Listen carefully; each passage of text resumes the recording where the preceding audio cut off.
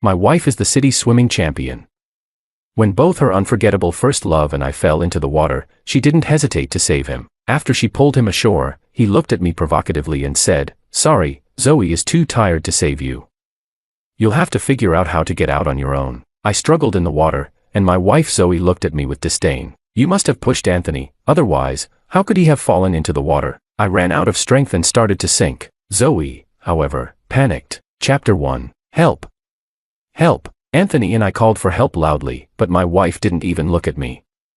She jumped into the water and swam straight toward Anthony as if she hadn't seen me at all. "Anthony, are you okay?" I watched Zoe's back, wanting to call for help, but the river water rushed into my mouth and nose, filling them instantly. The cold river water submerged me, and I watched in despair as Zoe saved Anthony and brought him to the shore. Anthony looked at me with a challenging gaze. "Sorry, Zoe is too tired to save you.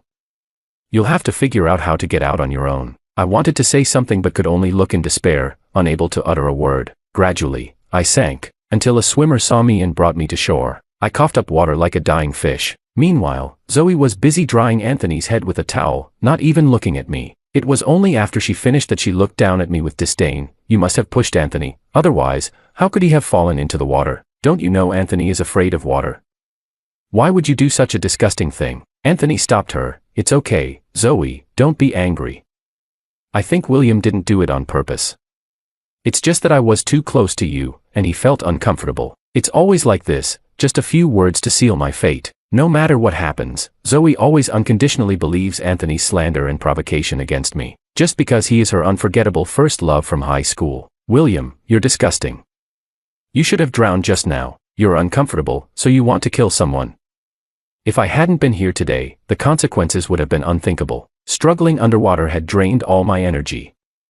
I couldn't even move my mouth to argue with her. The onlookers pointed at us as if watching a hilarious joke. I should have, as usual, defended myself the moment Anthony slandered me. If Zoe didn't believe me, I would bow my head, admit my fault, and apologize to both of them, taking the blame. But just now, in the throes of a desperate struggle, I suddenly figured it out. Apart from life and death, nothing else matters. Having already stepped one foot into the gates of hell, why should I care whether she divorces me or quarrels with me? You two really are a perfect match. One dares to say it, and the other dares to believe it. I struggled to sit up and looked at them. Zoe's face turned black immediately. "William, what do you mean? At this point, you still doubt our relationship? I've already told you we're just friends.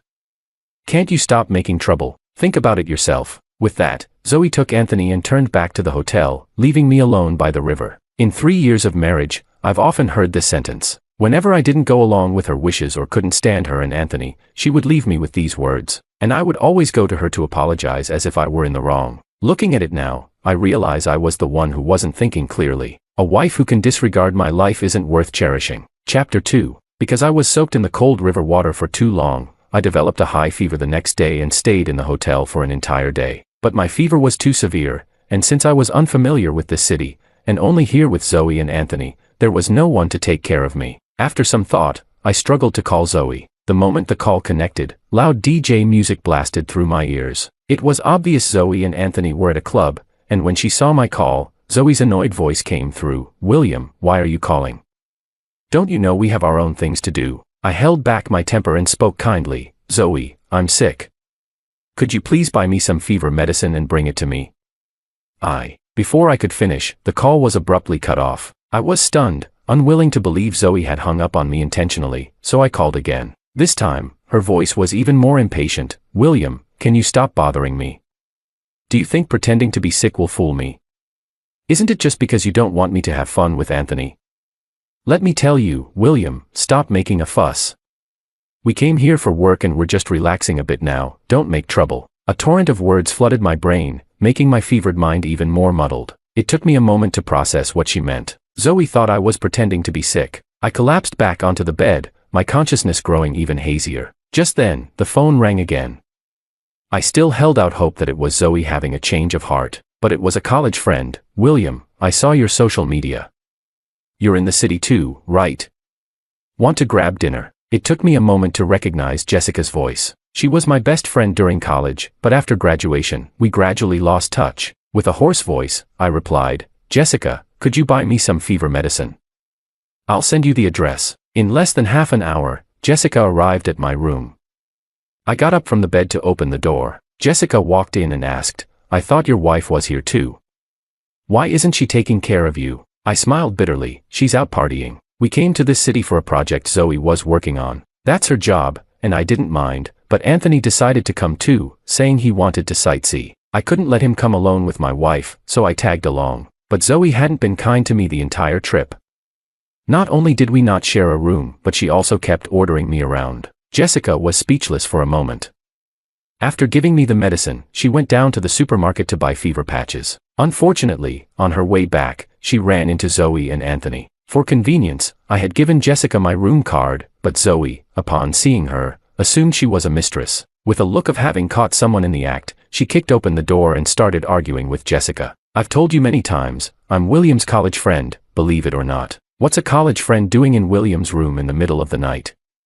You're just a shameless mistress." Jessica, always straightforward, prepared to confront her. Chapter 3. Jessica, wait a moment. I stood at the door, holding onto the wall, my body swaying. "Zoe, I told you I was sick.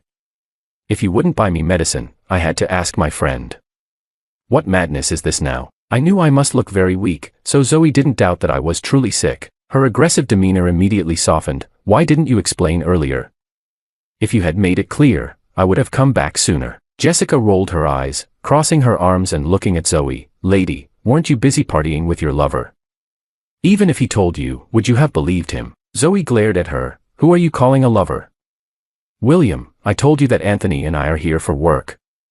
Are you going to spread rumors now?" I was so feverish that I could barely stand. Jessica noticed and quickly applied a fever patch to my forehead. Only then did I regain a bit of clarity. "Rumors? Zoe, be honest, did I say anything untrue?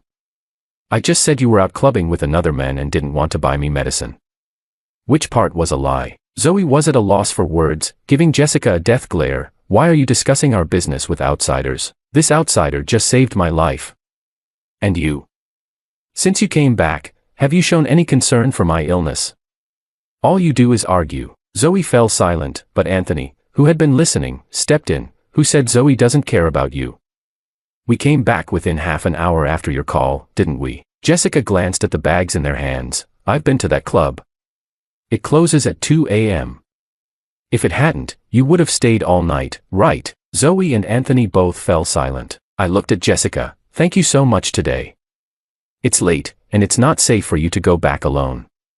I'll pay for a room here at the hotel for you, and you can leave tomorrow." Jessica shook her head. "No need, my brother is coming to pick me up.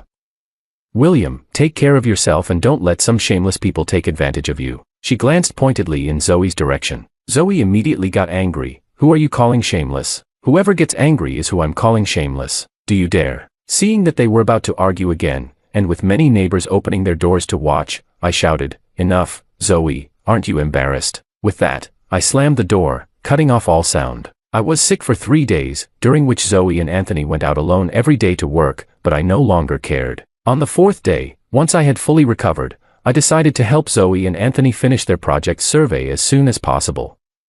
The sooner we returned, the sooner I could deal with my issues with Zoe. I needed to reconsider our marriage. Who would have thought that, upon reaching the equipment truck, I would overhear Zoe and Anthony talking? On a whim, I turned on the recorder, feeling that I might capture something important. "What should we do? This equipment is broken." That was Zoe's voice. "This equipment costs over $1 million. None of us can afford to replace it." There was a moment of silence, and then Anthony spoke. "I remember William's family has money, right?" "Yes, his parents run a business." "What do you mean?" "Let's blame it on him.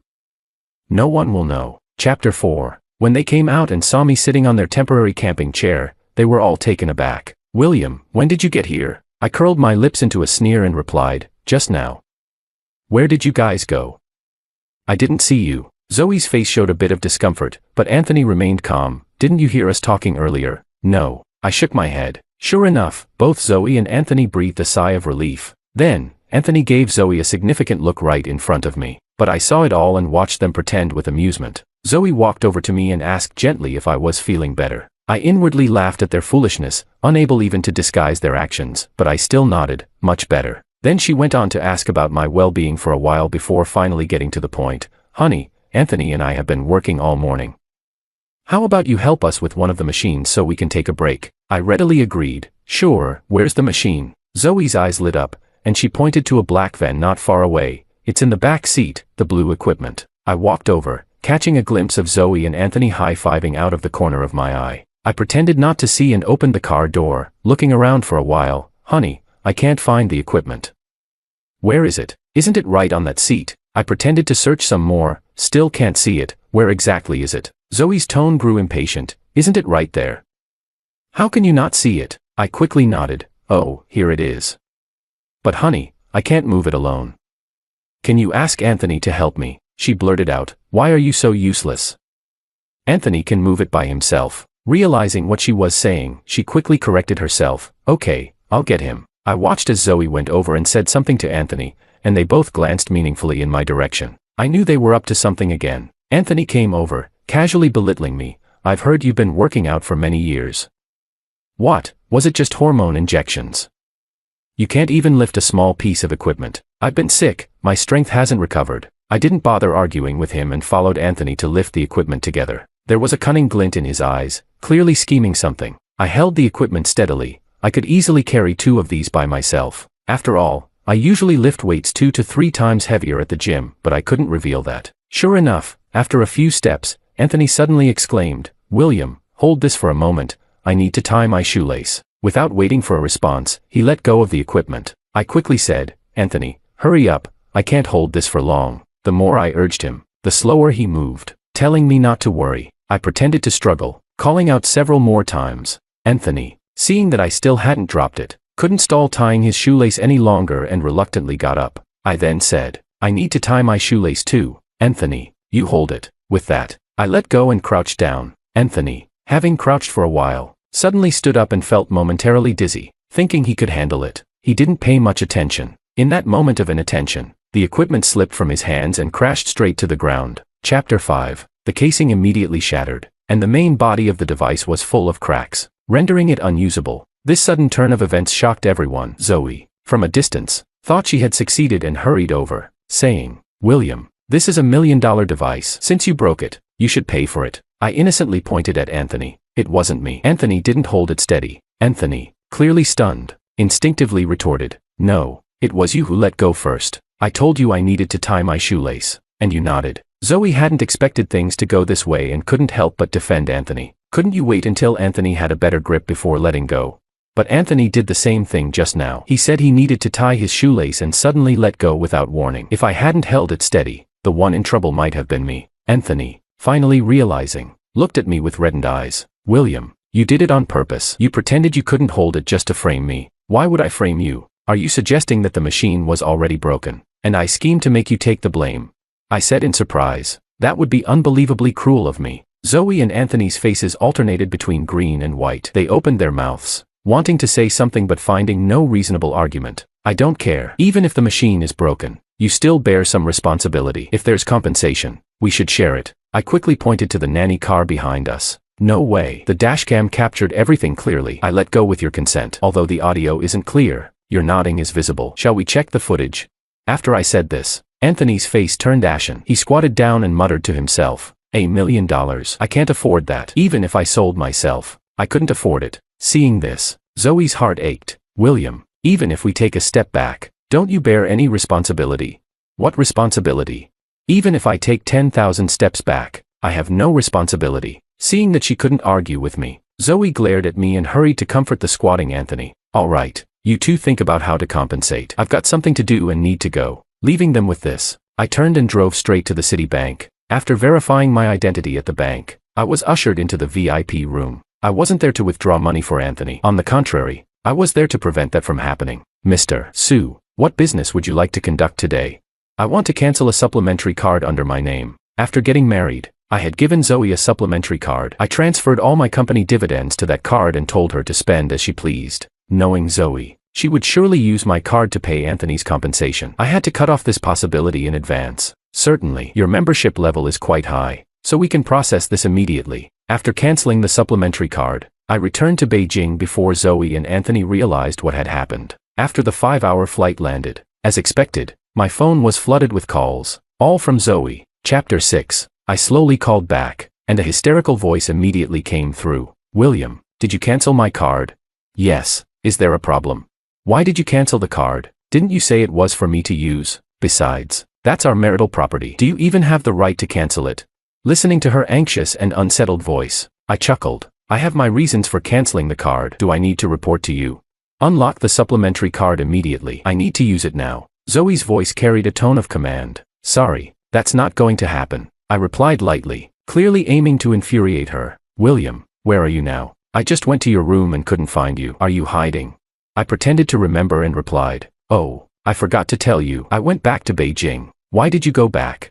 You were dissatisfied with me being there. Right, I thought about it. And since Anthony is in such a big mess, I decided not to add to his troubles. Zoe cursed me viciously on the other end, but I acted as if I didn't hear it. I even boredly picked my ear. Oh, and by the way, come back soon. Let's get a divorce. I dropped this bombshell and casually hung up the phone. After returning, I went to the company first. I instructed the receptionist and the security department to ensure that Zoe wasn't allowed in if she caused trouble. They should call the police directly. Then I went back to our downtown home and had the locks changed. I packed my bags and booked a month-long trip to Europe. I went to my parents' house and took them along for the trip. Happily, I set off on my vacation. I had already arranged for a professional agent to handle my business affairs. I got a new phone number for them to contact me if needed. I pulled out my old phone number and tucked it away in my wallet. Out of sight, out of mind. Since marrying Zoe, I had rarely felt so relaxed. She often pushed me to work hard, constantly belittling me, saying I couldn't give her a happy life. Fearing that such a thing might happen,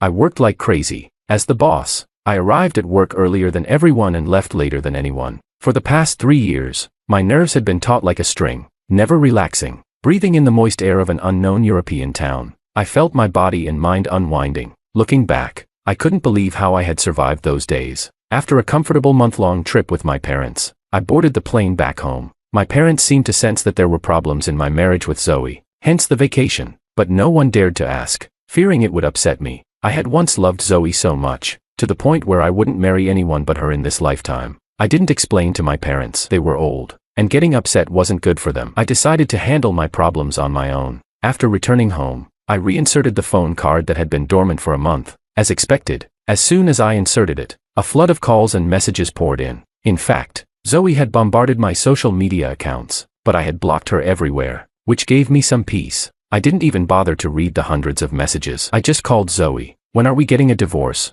On the other end was Zoe's hysterical voice. William, where have you been this month? Do you know Anthony took out a high-interest loan to pay the compensation and is now being chased by creditors? How can you be so heartless?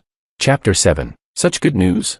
Unfortunately, I was so out of touch while abroad that I didn't know about it in time. I reached out to a mutual friend to get the full story of the past month. After I canceled Zoe's supplementary card and left for abroad, Anthony went a bit crazy, shouting at Zoe, "Didn't you say you could pay for me? What now? I can't pay it back." Zoe, with her good temper, even tried to soothe him. "It's okay. I'll go to Beijing and ask William for money face to face." But when she got to my house, she found out that not only had I left the country, but I had also changed the locks. Helpless, Zoe went to my company, but no matter how much of a scene she caused, the receptionist never let her in. She then planned to appeal to my parents for sympathy, only to discover that I had taken them away as well. This completely broke her. She had a small stash of around 300,000 yuan and borrowed more from various people. But my friends not only refused to lend her money, they also scolded her. She tried borrowing from her colleagues and managed to scrape together only about 100,000 yuan, still 600,000 short. The lab that owned the damaged equipment was urging Anthony to pay up,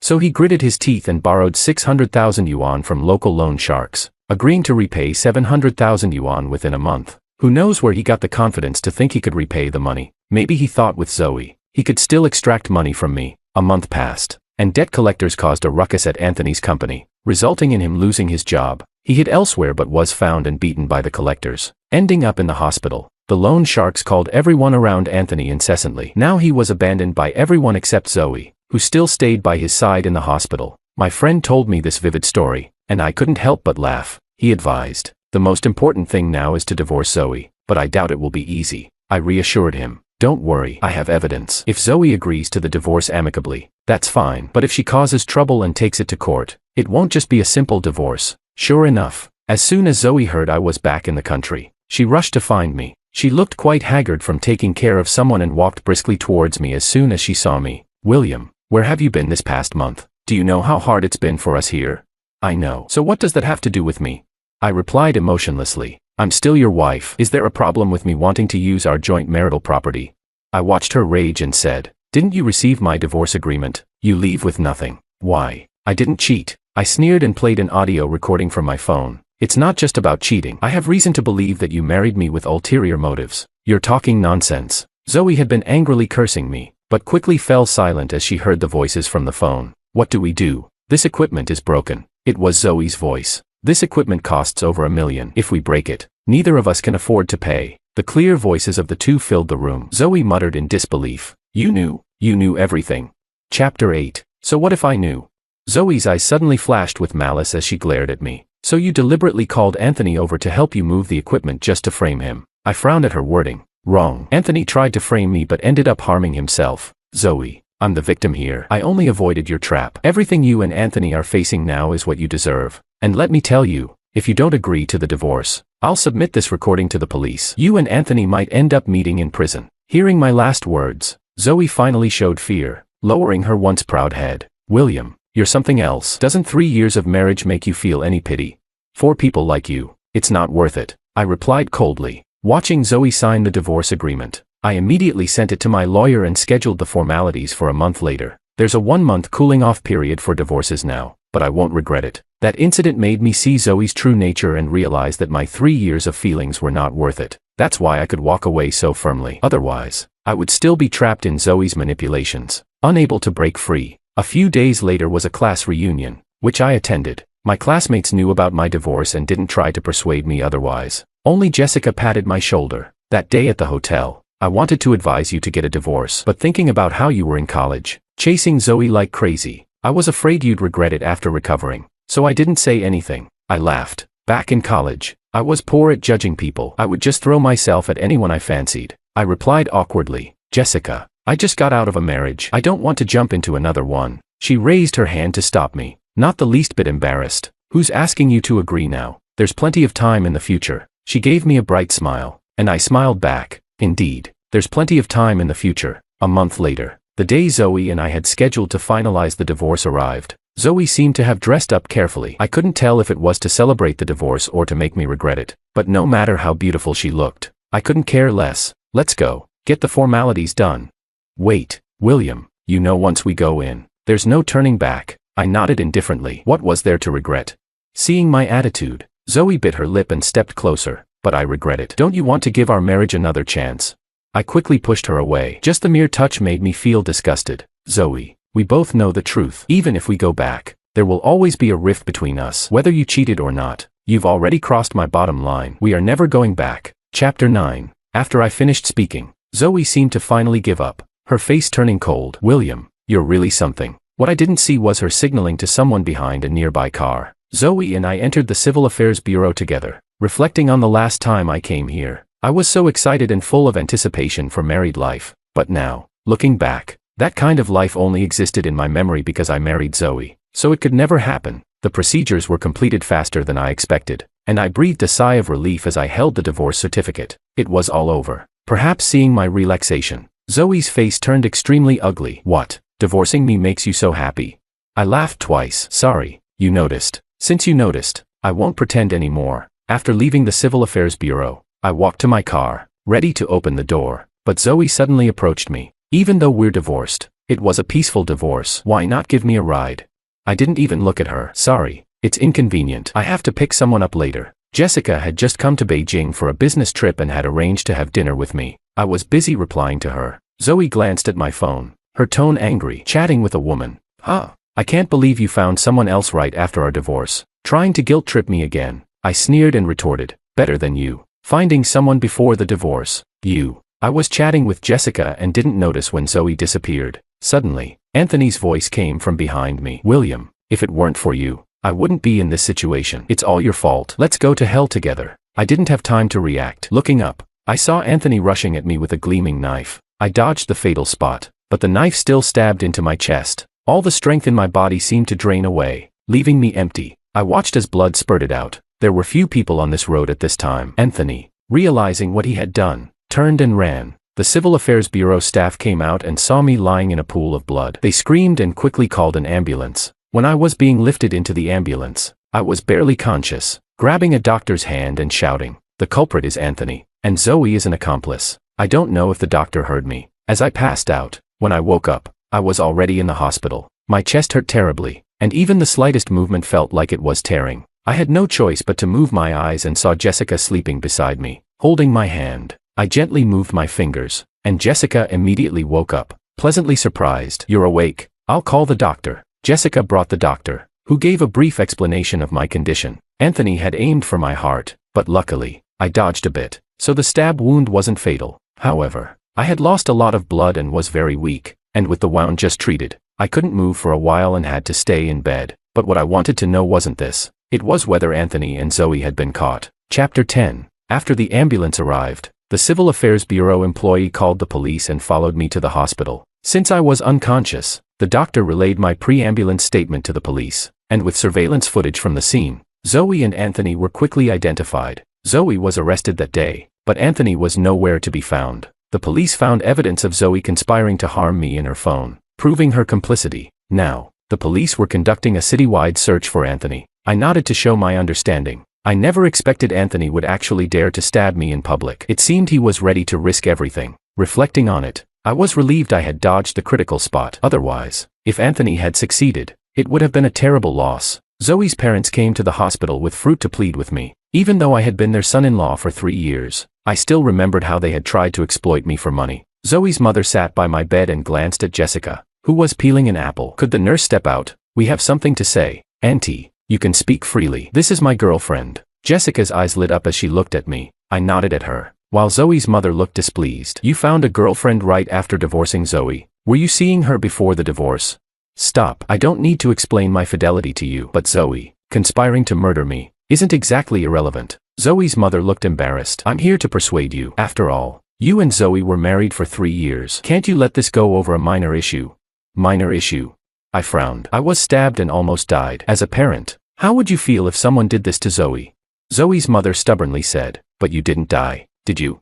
Looking at her face, which resembled Zoe's, I felt nothing but disgust. "Rest assured, if I had died, your daughter wouldn't be alive either. Attempted murder carries the death penalty. Maybe Zoe was misled by that Anthony. You know she's not like that." Hearing the same old excuse, I grew impatient. Jessica seemed to have had enough, standing up to drive them out. "The patient needs rest. If you have nothing else, please leave, or I'll call security. You little girl, you." Before they could say more, Jessica pushed them all out, leaving the room quiet. She sat back down and asked me, "Were you serious just now?" I pretended not to understand. "About what?" "About me being your girlfriend." I covered myself with the blanket. I don't say things lightly. Whatever I say reflects what I'm truly thinking. A week later, Anthony was caught on a boat trying to smuggle himself out of the country. He had planned to escape abroad but was caught during a crackdown on smuggling. In court, Anthony and Zoe pointed fingers at each other, each claiming the other was the mastermind and that they were the victim. Ultimately, the evidence showed that the idea to harm me originated with Anthony. With solid evidence, the court sentenced Anthony to life imprisonment for attempted murder. Zoe, as an accomplice, was sentenced to 10 years. Zoe's parents spent all their money and pulled every string they could to reduce her sentence, but to no avail. They all received the punishment they deserved.